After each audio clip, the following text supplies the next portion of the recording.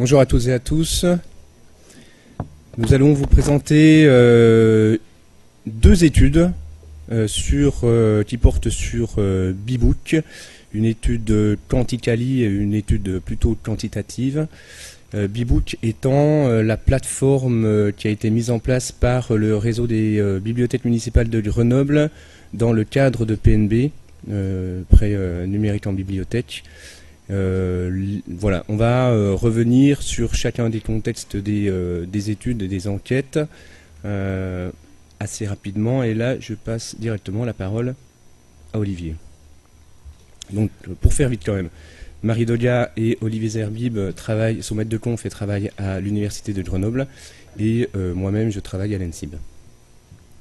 Bien, bonjour. Donc, on va vous parler en fait de quatre choses aujourd'hui, tout ça en 30 minutes et à 3, donc il va falloir qu'on soit pertinent et on n'y arrive jamais, je vous le dis d'avance.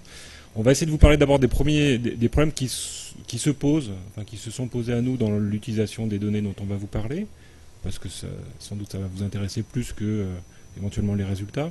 Après, Emmanuel vous parlera un petit peu du catalogue, donc comment est composé le catalogue de Bbook et puis ce qu'il en est fait. Ensuite, je vous parlerai des usagers, ce qu'on peut en dire là rapidement en quelques minutes. Et ensuite, Marie fera un approfondissement sur un certain type d'usagers en fonction de données qui sont plus des données qualitatives. Alors, formellement, on va vous parler aujourd'hui des données d'usage de Bbook. Ce sont plutôt des traces d'usage. Et pour dire les choses comme elles sont, voilà les données auxquelles on a eu affaire. Donc, généralement, quand on dit exploiter les données, ça fait très sérieux. C'est un fichier Excel qu'on retravaille, qu'on a retravaillé Emmanuel et moi d'une façon ou d'une autre, et puis qu'on a rebasculé dans des logiciels de traitement statistique. Bon, donc il faut les nettoyer, ces bases, essayer de les comprendre et les mettre en adéquation avec d'autres éléments d'enquête. Alors, pour ce qui est de Marie et moi, il s'agit d'une enquête qu'on a conduite en 2014. On a fait une première série d'entretiens exploratoires pour essayer de comprendre de quoi il était question autour du livre numérique. De ces entretiens exploratoires qui étaient à peu près de l'ordre d'une dizaine, et puis d'échanges avec la bibliothèque, on a fait un questionnaire qui avait à peu près une cinquantaine de questions et qui a débouché sur la création de plus de 83 variables, je crois. Et un questionnaire qu'on a fait passer en décembre 2014 auprès de 1311 personnes, enfin plus exactement aux environs de 1400 personnes, mais on a enlevé des questionnaires qui n'étaient pas valides, du coup on a un échantillon de 1311 personnes. Voilà. Et puis après, nous avons fait des entretiens, des observations et des entretiens d'approfondissement sur un certain nombre de thématiques que l'exploitation statistique montrait comme étant pertinentes. Par la suite, on a comparé ces données avec les données d'enquête, avec les données produites par la statistique pour la direction du livre et de la lecture, bon, qui essaye de faire le point sur les inscrits et un certain nombre de leurs caractéristiques. Vous connaissez ces données parce que j'imagine que vous les remontez également, avec tout ce qu'elles ont d'imparfait. Et puis donc les fichiers les traces d'usage de Bbook qui nous ont été fournis par la bibliothèque municipale de Grenoble en deux temps. Une première fois au bout de 6 mois, et puis là récemment au mois d'octobre. Donc on a un fichier qui fait au départ 493 emprunteurs, et puis après 825, en sachant, on va le dire un petit peu après, que ces données, elles ne sont pas faites pour être lues. Voilà, c'est le premier problème, et puis après je passerai aussi la parole à Emmanuel. Ces données, c'est d'abord des données, alors on a parlé tout à l'heure des normes vers lesquelles il faut aller. Clairement, là, on a des données qui sont des données de catalogue. Voilà. Donc on sait combien de fois un livre a été emprunté, éventuellement par qui, à quel moment, mais on n'a pas des données qui sont structurées pour rendre compte des comportements des usagers. Voilà. Donc ça, c'est la première chose. Ensuite, on a des données qui sont structurées en relation avec les habitudes et les besoins des bibliothèques, des bibliothécaires, et typiquement, elles ne sont pas faites dans un usage, elles ne sont pas produites dans un usage à une destination sociologique ou ethnographique. Typiquement, on va prendre l'exemple des catégories socio-professionnelles. Elles sont structurées à des fins tarifaires, et savoir si on a des étudiants, des retraités, et accessoirement quels sont les actifs auxquels on parle, ce ne sont pas du tout des données sociologiques, parce qu'en sociologie, on ne va pas confondre les retraités et l'activité, et la nature de la profession. On veut savoir si les gens sont cadres, ouvriers, etc. Précisément même, d'ailleurs, on aime bien avoir la profession exacte, et après on se pose la question de savoir s'ils sont actifs, s'ils sont au chômage ou s'ils sont retraités. Là, on a une catégorie retraitée dont on ne sait pas exactement ce qu'elle veut dire, typiquement. C'est pareil pour les catégories d'âge qui sont structurées, alors qu'on aime bien avoir un âge et pouvoir les recomposer différemment. Là, on a des catégories d'âge qui sont déjà établies. C'est un problème. Et ensuite, les choses sont réactualisées dans la bibliothèque au moment où il y a des problématiques tarifaires qui se posent. Vous êtes retraité, vous avez un tarif moins cher, donc on change votre catégorie d'appartenance. Par contre, si au moment où vous inscrivez dans une bibliothèque, vous êtes ouvrier, et puis qu'après votre carrière a évolué, on ne le saura pas. Donc on a des choses qui sont figées au moment de la première inscription, et qui sont, selon toute vraisemblance, pas ou peu réactualisées. On n'a pas ces informations-là. Et on ne sait pas non plus qui a rentré ces informations et à quel moment et sur quel protocole. Donc ça, c'est un vrai problème. On ne sait pas exactement quelle est la fiabilité de ces données.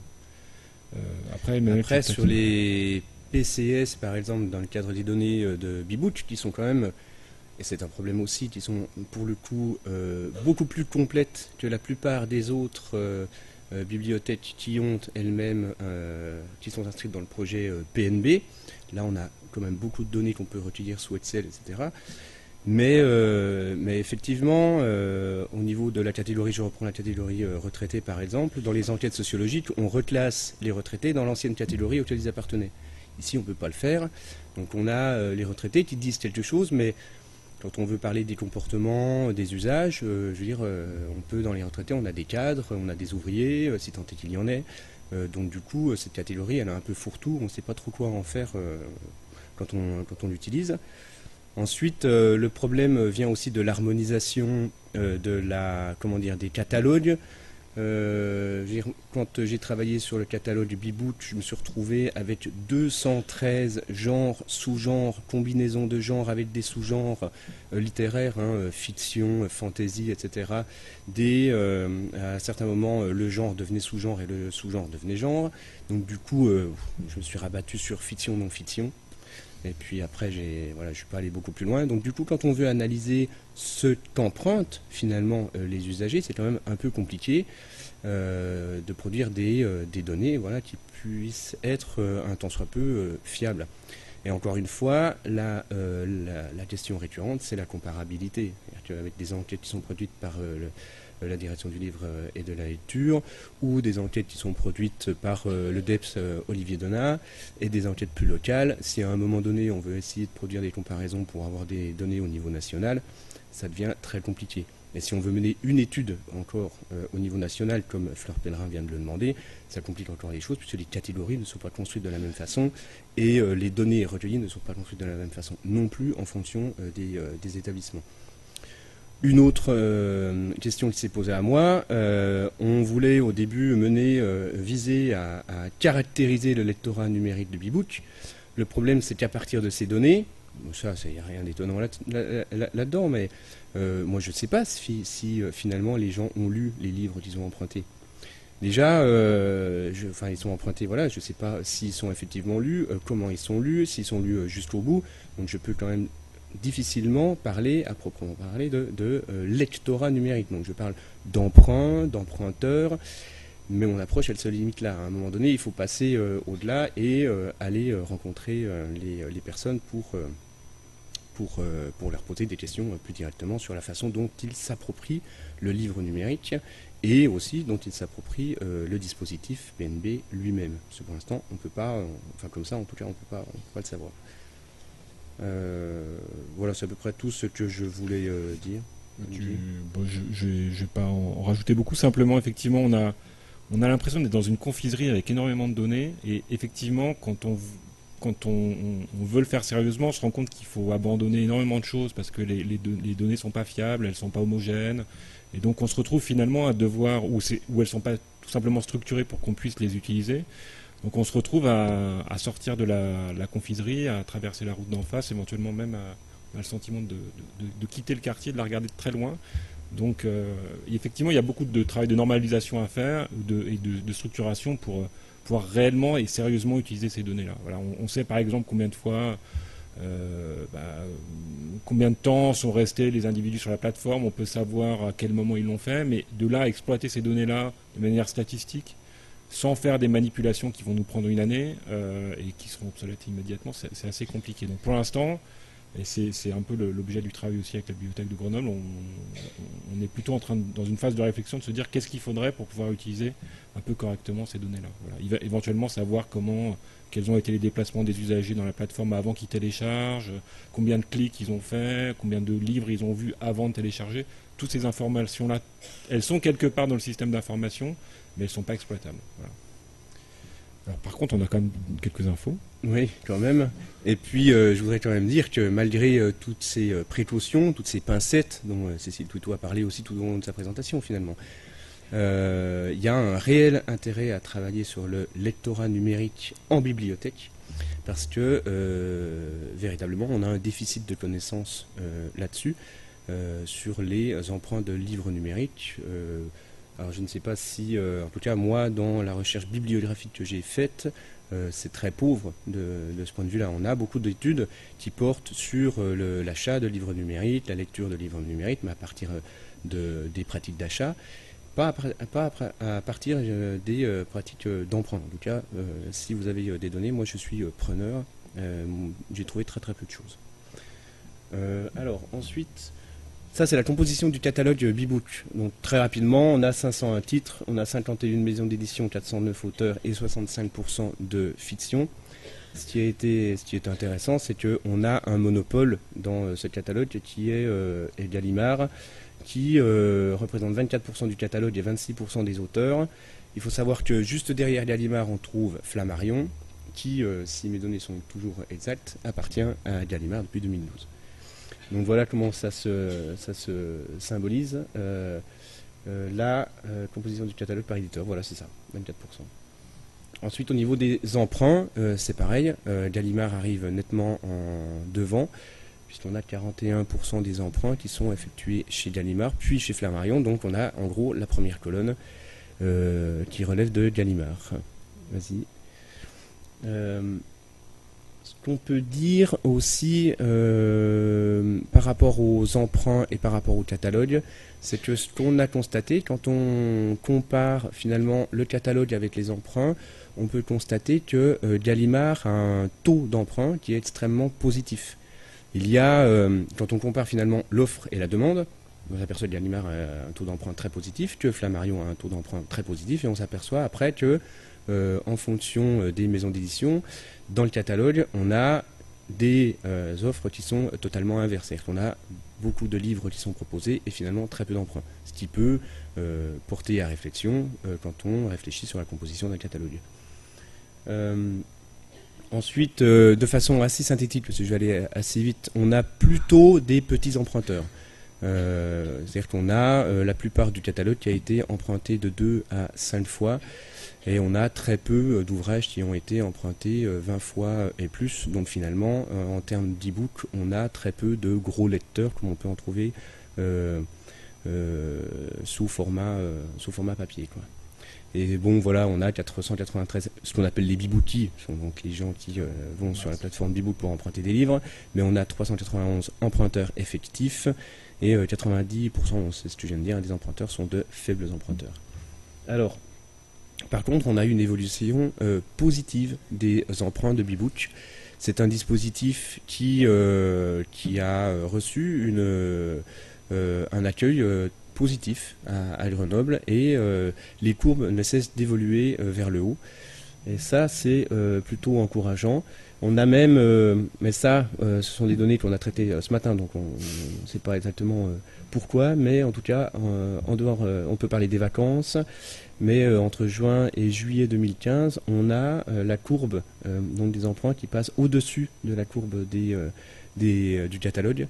Donc on a plus d'emprunts que de livres. Donc effectivement, on a effectivement les vacances, mais on a aussi, on le voit, une évolution de l'offre du catalogue qui quantitativement a augmenté, mais qui, on le suppose, qualitativement a aussi fait l'objet d'une réflexion par rapport aux données préalables.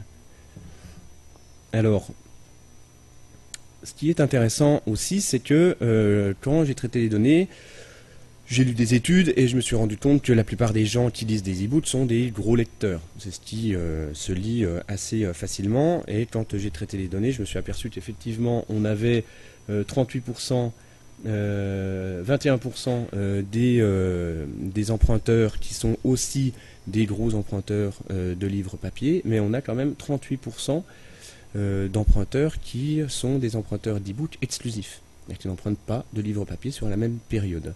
Donc du coup, ça pose question. Je me dis, mais ça remet du coup en question l'idée d'une typologie établie du gros lecteur, du lecteur d'e-book.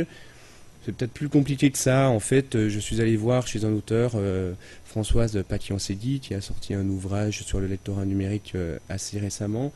Et elle parle, elle, d'intensification et de migration. En fait, d'un côté, on aurait plutôt une intensification de la lecture, c'est-à-dire que le livre papier se couple de l'e-book, et l'e-book deviendrait en quelque sorte un livre de poche qu'on peut transposer, et ça permet de multiplier les lieux et les moments de la lecture.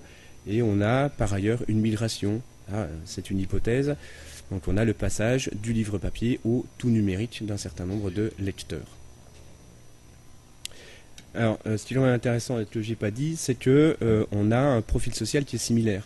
C'est-à-dire qu'on pourrait s'attendre à avoir des profils sociodémographiques différents, mais non, là on a des profils sociodémographiques qui sont identiques.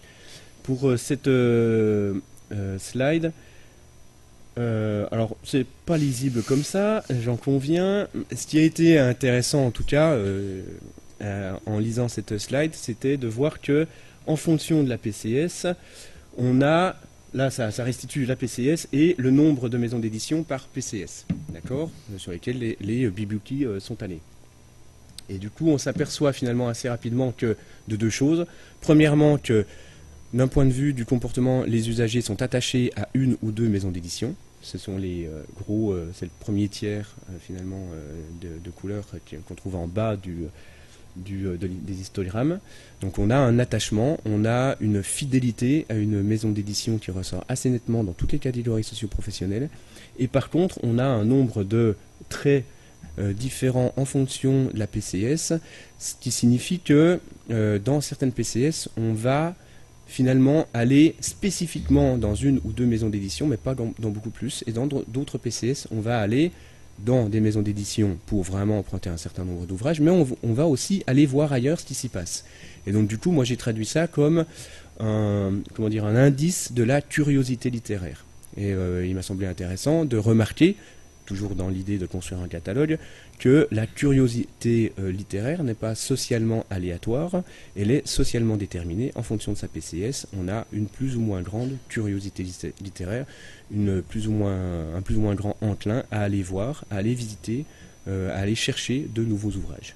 Je fais une petite parenthèse sur la catégorie des ouvriers. On a très peu d'ouvriers dans les bibliothèques en général et dans Bebook en particulier, ce qui fait que quand vous avez un échantillon qui est très faible, vous avez une distribution qui est pas du tout la même. Donc si on avait un échantillon beaucoup plus grand, on aurait moins cet effet de monocatalogue quand même.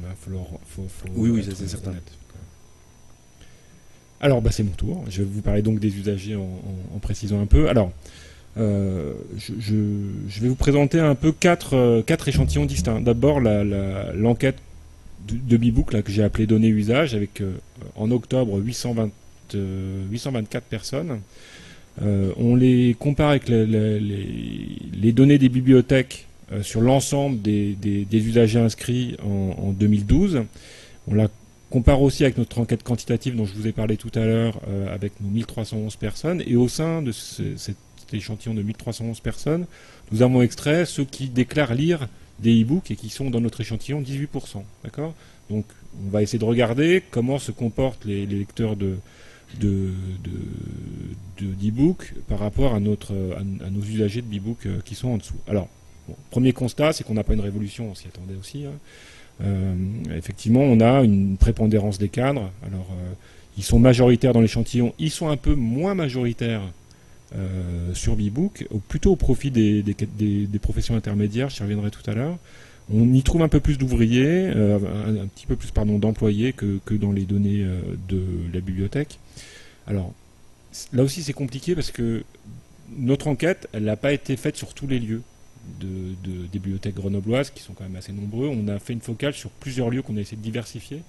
Donc il y a sans doute une partie des écarts qu'on mesure là, sur le fait qu'on a choisi volontairement de faire une enquête auprès de bibliothèques qui étaient réputées être un peu populaires, pour pas avoir que cet effet, si on avait choisi la bibliothèque centre-ville ou des choses comme ça. Il y a peut-être des effets qui sont liés au dispositif. Bon, globalement, ce que vous pouvez retenir, c'est qu'il n'y a pas d'agriculteurs, il n'y a pas d'ouvriers, il y a beaucoup de cadres et il y a beaucoup de professions intermédiaires. Voilà, 30 ans de sociologie de la culture vous le disent déjà, donc il n'y avait pas besoin d'insister là-dessus. On va s'intéresser aux âges. Alors là aussi, même logique. Alors, je n'ai pas mis dans ce tableau les données d'enquête de la bibliothèque parce qu'elles ne sont pas complètes et elles ne sont pas agrégées. Donc là, typiquement, elles sortent site par site. Alors c'était vraiment laborieux et puis là aussi c'était compliqué en termes d'échantillons. Donc bon, on est resté sur notre enquête quantitative qui est pas très distante en termes d'âge de chacun des sites. Donc ça fonctionne bien. Mais globalement, ce qu'on peut voir, c'est que nous avons des utilisateurs de Bebook qui sont moins jeunes et moins âgés que l'échantillon normal et également que les lecteurs de livres numériques. Donc là, il y a une disparition assez nette des plus jeunes au profit de personnes d'âge moyen, donc entre 36 et 55 ans. Et on y reviendra un petit peu tout à l'heure pour essayer de comprendre cette disparition. Au niveau de l'origine géographique, bon, sans surprise, les Grenoblois sont majoritaires, mais on a quand même, par rapport aux données, pour le coup là, de la bibliothèque, une surreprésentation des gens qui viennent d'un peu plus loin dans la communauté urbaine, et puis surtout qui viennent d'Isère ou ailleurs en France. Alors là, honnêtement, on a un dispositif qui est expérimental et qui du coup va mobiliser aussi des professionnels qui sont inscrits. Donc on ne peut pas en dire grand chose pour l'instant, c'est sans doute lié à ce caractère justement expérimental. Surreprésentation des femmes, bon, c'est pas un scoop non plus. Alors on pourrait s'attendre naïvement, mais je pense que si on est encore sur ces critères-là, c'est que les sociologues n'ont pas travaillé depuis 15 ans. On peut s'imaginer quand il y a usage numérique que les hommes sont surreprésentés. On sait que c'est pas le cas. Voilà, les hommes sont un peu plus présents parmi les lecteurs de livres numériques dans notre échantillon. Là, pour Bebook, on a énormément de femmes, et avec une surreprésentation qui est encore plus marquée. Hop, je vous donne les chiffres là. Pourquoi il me fait ça? Hop. Ben voilà, dès qu'on parle de femmes, ça bug. 71%, c'était pour faire agir un petit peu, parce que je ne veux pas que vous vous endormiez. 71% dans l'échantillon Bebook par rapport à la bibliothèque qui est à 64%, on va dire. Là, on est aussi sur des cohortes qui sont plus faibles, donc là aussi en augmentant les échantillons. Voilà. Alors, ça, je vous ai fait une distribution classique, hein, ce qu'on appelle un tri à plat, donc comment se distribue l'échantillon. Maintenant, on va essayer de comprendre un peu pourquoi cet échantillon est construit comme ça, et globalement, ce que font les usagers sur Bebook, en tout cas, ce qui peut potentiellement les y amener. Alors, on ne s'est pas intéressé beaucoup à l'intensité des usages, parce que pour l'instant, la plateforme est récente, et donc, ça n'a pas grand sens de faire des différences et couper les cheveux en quatre entre quelqu'un qui va prendre 2 e-books et quelqu'un qui va en prendre 6. Honnêtement, je ne suis pas à l'aise avec cet exercice-là. Donc on s'est plutôt intéressé à la façon dont les différentes fractions des publics sont allés découvrir Bebook. Donc vous avez 3 catégories qu'on a appelées joliment du nom de découvreurs, avant-garde et pionniers. Donc ils sont tous plus ou moins en avance, hein, parce que c'est quand même un dispositif innovant. Il y a ceux qui l'ont découvert dans les 3 premiers mois, les découvreurs qui sont en vert. Ceux qui ont été à l'avant-garde, donc qui l'ont découvert entre 3 et 6 mois. Et puis ceux qui ont été pionniers et qui l'ont découvert entre 6 mois et 18 mois. Qu'est-ce qu'on voit en termes d'âge? Alors vous avez en bas l'ensemble de l'échantillon des usagers de Bebook. On voit bien que les plus jeunes sont pas du tout surreprésentés dedans. Alors ceux qui ont moins de 15 ans et pour qui on emprunte des livres e-book sont très faibles, mais l'offre n'est pas faite pour ça sans doute non plus. Par contre, plus intéressant, les 15-24 ans ou les 25-34 ans sont sous la moyenne quasiment, en tout cas pour les 25-34 ans, ils sont sous la moyenne. Et puis, on a, là encore, on retrouve ce côté d'âge moyen qui se sont mobilisés le plus tôt, voilà, les découvreurs. Et puis, des plus âgés qui sont plutôt dans l'avant-garde et qui ne sont pas nécessairement en retard, contrairement à ce qu'on pourrait imaginer. Donc, c'est pas, pour résumer les choses simplement, Bebook, c'est pas un truc jeune, et c'est plutôt quelque chose qui va mobiliser des personnes d'âge mûr, voire âgées.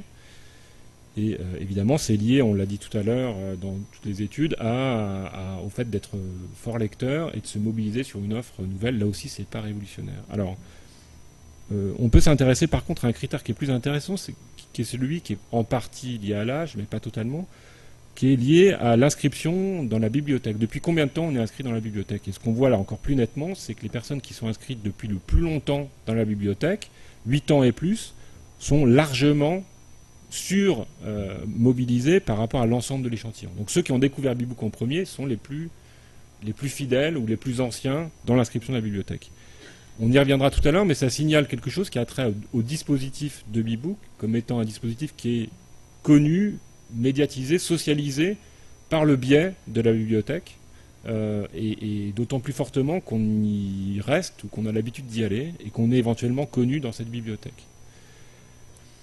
Un petit point à nouveau sur l'activité. On voit que les élèves et étudiants, effectivement, qui sont pourtant des gens qui séjournent longtemps en bibliothèque, ça a été dit tout à l'heure, ne sont pas ceux qui sont qui s'emparent le plus de Bebook. Là encore, ça correspond à leurs usages et au fait que les emprunts sont peu présents dans leurs usages.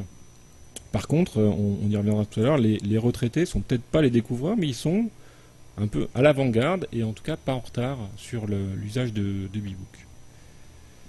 Alors, un petit bilan provisoire. On a des absents, des jeunes et des CSP+. Je ne suis pas revenu là-dessus, mais généralement, quand on fait une nouvelle offre culturelle, les CSP+, donc les professions intellectuelles supérieures et les professions artistiques s'en emparent les premiers. Ce n'est pas le cas ici. Ils sont plutôt en retrait par rapport à ce qu'on pourrait imaginer.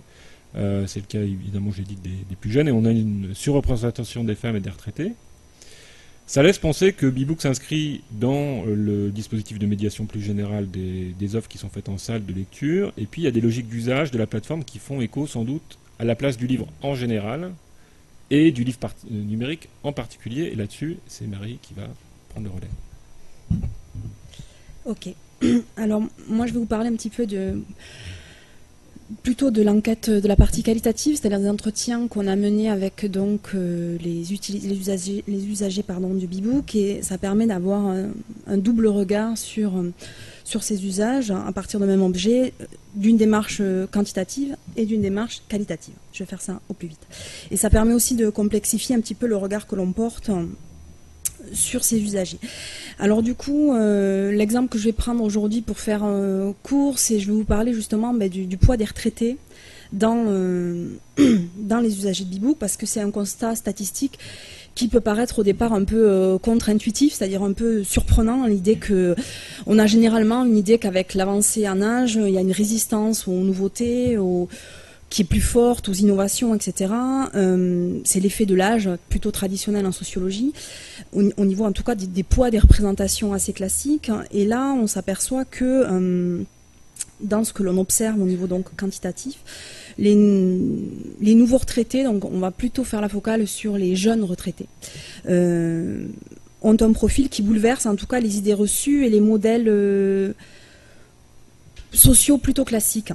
Donc, ce qui a été creusé et approfondi au niveau des entretiens, donc dans les retraités que nous avons rencontrés qui donc lisent des e-books, d'abord on a creusé un peu ça et on s'est aperçu que une des caractéristiques, c'est que ils avaient intégré les nouvelles technologies, notamment l'utilisation donc des PC dans le cadre professionnel. Donc on a pu creuser le fait qu'avant leur statut de retraité, ils avaient une vie active et que dans cette vie active, ils avaient un apprentissage, une socialisation à tous ces nouveaux outils. Et que donc la découverte des technologies numériques s'est faite chez eux à l'âge adulte et plus particulièrement a fait l'objet d'un apprentissage qui est professionnel. Donc on est plutôt ici dans une idée en fait de prolongement et pas forcément de totale découverte. Donc ces jeunes retraités lecteurs de Bebook ont fréquemment une pratique professionnelle quotidienne de lecture sur écran. Et du coup, la pratique professionnelle et la lecture de loisirs ont été mêlées, et l'attrait, ou en tout cas la curiosité pour ce type de support, et donc en lien avec les habitudes, les références qui ont été développées dans le cadre de leur métier. Il est intéressant aussi de remettre ça peut-être dans un contexte un peu générationnel aussi, et de voir que donc ces jeunes retraités, c'est la génération classiquement que l'on nomme sous le terme de génération baby boom, et du coup effectivement d'un point de vue sociologique, on peut aussi remettre ça alors très très rapidement en perspective, le fait que bien sûr ils ont connu l'émergence des industries culturelles et qu'ils conservent une certaine trace aussi dans leur pratique aujourd'hui en tant que jeunes retraités de cette effervescence-là, de cette culture notamment musicale, etc., dans les traces de leur comportement et de leur pratique culturelle aujourd'hui. Ce qui fait aussi une rupture dans notre échantillon avec, par exemple, les personnes qui sont nées avant la Seconde Guerre mondiale et qui, elles, ont une pratique qui est moins marquée, en tout cas au niveau de Bebook. Donc l'approche générationnelle permet un petit peu d'enrichir et de dépasser stricto sensu le rapport à l'âge. Donc nos lecteurs seniors de Bebook ont un intérêt pour la culture et des modes de loisirs généralement tournés vers l'extérieur du domicile, hein, c'est ce qui est ressorti aussi des entretiens, avec une logique aussi de cumul de sorties culturelles. Bon. C'est assez, c'est ce qu'a dit Emmanuel tout à l'heure aussi, d'éclectisme dans leur pratique. Donc en fait, ces jeunes retraités bouleversent aussi du coup les préjugés habituels que l'on peut porter sur ce type, sur les retraités en général, et ils sont plus consommateurs que leurs aînés, et ça bouleverse aussi un certain usages des technologies numériques, et c'est l'occasion aussi d'un changement du discours par rapport à ce type de population-là. Donc le fait qu'ils aient été socialisés aux outils numériques dans leur carrière professionnelle, et aussi s'ajoute le fait aussi qui ressort des entretiens, c'est que l'adoption rapide de nouveaux, donc voilà, comme les liseuses par exemple, biens de consommation, sont liés en fait à une optimisation, ce qu'on pourrait traduire par une optimisation de leur vie quotidienne et de leur améliore en tout cas l'usage courant, notamment là de la lecture, et c'est un lien aussi, ce qui est ressorti de l'enquête, du fait qu'ils sont beaucoup plus mobiles à l'arrivée à la retraite, moins de contraintes familiales, plus de déplacements, et effectivement, l'a dit Emmanuel, ce qui est beaucoup ressorti dans les entretiens, les fameuses vacances. Le fait de partir en voyage et de partir loin, donc j'y reviendrai un petit peu là-dessus. Donc, bon, ce qui est important aussi de dire, c'est que les lecteurs de livres numériques parviennent à trouver en fait des repères et une justification à leur usage de Bebook et de leur nouvelle pratique en fonction du contexte, qui est à chaque fois à négocier et évaluer selon les circonstances. Donc on a des justifications donc, chez ces jeunes retraités assez classiques, du type que ça permet l'éclectisme. Donc, ce sont souvent des gros lecteurs, donc effectivement, ça permet de découvrir de nouvelles choses. Ça permet de relire les classiques, c'est revenu un nombre de fois assez considérable aussi dans les entretiens. Donc, la culture légitime, le fait de se repencher sur des classiques. Et ce qui permet d'expliquer aussi l'intérêt et leur attachement durable à Bebook, c'est-à-dire que c'est parmi les plus gros emprunteurs aussi, en termes de nombre, ces jeunes retraités. Et puis, le troisième élément qui ressort, c'est l'aspect pratique et qui s'adapte à un mode de vie plus nomade quand on est jeune retraité. Donc là, on a toute une série d'expressions. J'ai le temps de lire un tout petit bout de... Une minute. Une minute. Bon, je vais vous lire. Alors, du coup, parce que j'avais prévu, je vais vous lire un petit peu un extrait d'entretien pour faire entendre un peu après tous ces chiffres. Hein. Je vais faire un peu du discours rapidement. un exemple qui est assez classique, donc voilà. Hélène, 61 ans, donc jeune retraitée. L'achat du livre numérique est cher, presque aussi cher que le livre papier, alors qu'en fait pour moi, pour les gens de ma génération, on n'a rien dans les mains, ça reste virtuel. Même si je l'ai sur ma liseuse, c'est pas pareil qu'un livre papier que je touche. Du coup, Bebook, ça m'intéresse énormément, et depuis que j'emprunte par Bebook, je n'ai pas racheté de livre numérique. L'an dernier, j'en ai acheté 6 avant de partir en vacances, l'été, à peu près 3 l'hiver. Je n'achète qu'avant de partir en vacances. Maintenant que je suis à la retraite, je pars plus souvent. Quand je suis pas en voyage, je ne lis pas en numérique. Ça peut m'arriver si par exemple un ouvrage est très peu demandé en bibliothèque et que je ne trouve pas en papier, que je suis très loin sur la liste d'attente, je vais aller alors le chercher en numérique. J'ai lu L'amour et les forêts, mais c'est exceptionnel. Bon, ce type de discours-là, je le tronque un peu, et assez fréquent donc chez ces jeunes retraités. Ce qui est intéressant de voir, c'est que bon, il y a l'idée de partir en voyage, bon sang, et de partir en déplacement. On peut le comprendre, mais c'est l'idée. Ce qui est intéressant aussi pour nous, c'est que l'usage du livre numérique, il est en fait rattaché à une expression d'une fidélité au livre papier. C'est-à-dire ça ne s'oppose pas, et c'est justement l'occasion d'exprimer un renouvellement, un attachement au livre papier, une valeur. Donc la hiérarchie des valeurs est conservée. Hein, le coup de quand je ne suis pas en voyage, je ne lis pas en numérique. Je l'ai entendu plusieurs fois. Et notamment l'idée que l'usage numérique est encore controversé, donc ça aussi on a eu l'occasion de le creuser beaucoup, controversé par l'entourage, donc ils ont parlé aussi de leur entourage, ils sont souvent très isolés, c'est les seuls à lire en numérique, etc. Soupçonné, hein, mon entourage me fait la guerre, c'est une expression que j'ai aussi entendue, le fait que d'ailleurs eux-mêmes ont fait la gueule quand on leur a offert une liseuse, voilà. C'est ce type d'expression-là. Et d'ailleurs, il y a un attachement particulier éthique au livre, alors même que dans notre échantillon, il y a du téléchargement pour la musique, du téléchargement pour des films. Il n'y a eu qu'un seul, et c'était un homme pour le coup, de plus de 60 ans qui a déclaré télécharger illégalement des livres numériques. Tout le reste de l'échantillon ne télécharge pas. Voilà, donc il y a une espèce de... Voilà, on peut traduire ça par... Il n'y a pas de... Alors, pour finir là-dessus, il n'y a pas de substitution, en tout cas... constaté du papier par le numérique. L'emprunt de livres reste dominant. Emmanuel l'a dit tout à l'heure. Il y a une continuité entre Bebook et le numérique, mais il n'y a pas de substitution, de remplacement. Ce sont aussi les premiers cercles des lecteurs en bibliothèque. C'est des gens qui fréquentent plusieurs bibliothèques, 1, 2, 3 parfois. Ils continuent à aller fréquemment. Voilà. Ils ont été surexposés, c'est ce qu'a dit Olivier aussi, à la médiation, à l'information, à la nouveauté, au lancement de Bebook. Et donc le fait qu'ils soient surexposés parce qu'ils fréquentent beaucoup les bibliothèques est une explication probable du fait qu'on les retrouve aussi beaucoup dans l'échantillon et parmi l'avant-garde des découvreurs. Merci Marie. Ça nous fait une transition pour voir qu'effectivement c'est intéressant d'écouter ce qu'ont à dire les lecteurs et que l'exploitation des données d'usage, ça pourrait laisser penser que ça donne accès à une compréhension absolue des mécanismes qui se mettent en place. Et typiquement, voilà, la petite courbe qu'on vous a montrée tout à l'heure avec Emmanuel, cette magnifique courbe qui est là. Voilà, ce petit pic. Il peut être expliqué à quelques entretiens, on peut sinon le surinterpréter de plein de façons différentes. Et surtout, on peut se poser des questions, pour vous qui êtes bibliothécaire, qui soient strictement des questions de bibliothécaire, en se disant qu'est-ce qu'on a fait dans le catalogue, voilà. Alors, il y a une connaissance que vous pouvez avoir par ailleurs, mais le risque, c'est un peu de produire des données avec des problématiques qui soient des problématiques de bibliothécaire. Voilà.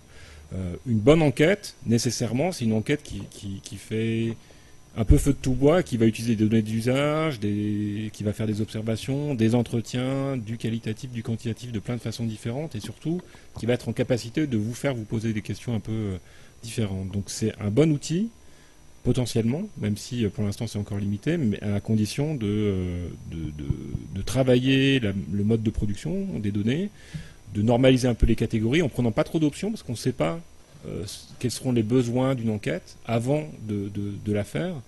Donc on ne sait pas si on aura besoin d'une catégorie d'âge de moins de 15 ans ou de moins de 16 ans, typiquement, on n'en sait rien avant de faire une enquête. Et puis il faut pouvoir être en situation de comparer ces données avec d'autres. Voilà. Parfait, merci. Impeccable. On a le temps pour une question. Choisissez-la bien. Alors, remarques, commentaires, questions. question. Critique.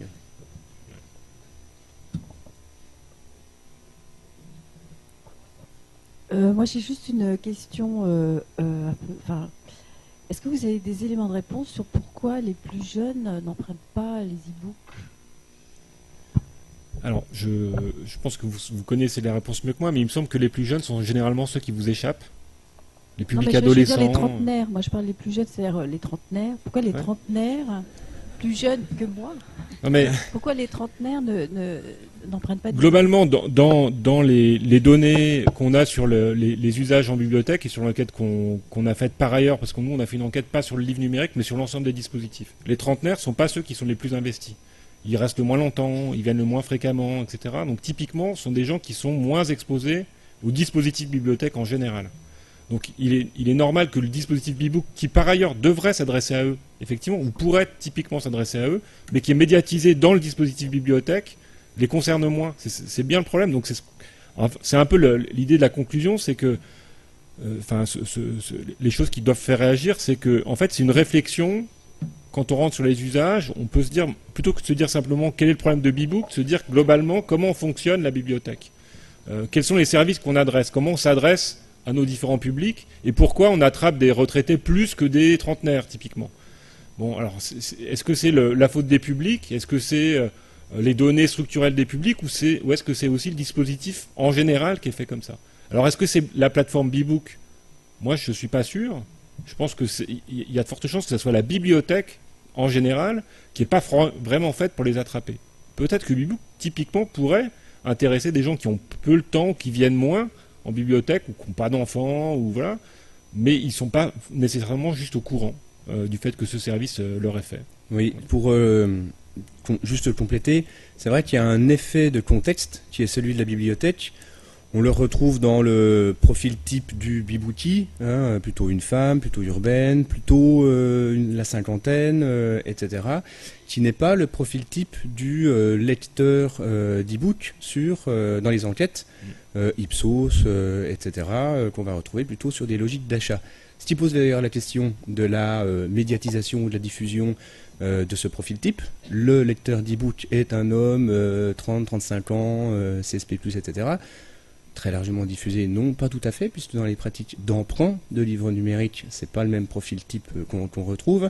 Donc du coup, il y a bien un effet de contexte, de dispositif, et dans le cadre de la bibliothèque, effectivement, les 20-24 ans, dans les enquêtes qu'on peut compulser, c'est la tranche d'âge la moins présente dans la bibliothèque. 20-24 et jusqu'à voire 29 ans.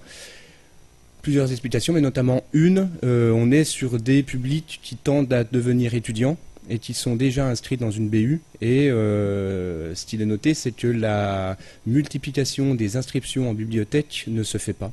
On s'inscrit dans une bibliothèque et rarement dans 2 ou 3 ou 4, en tout cas pas en BU et en BM.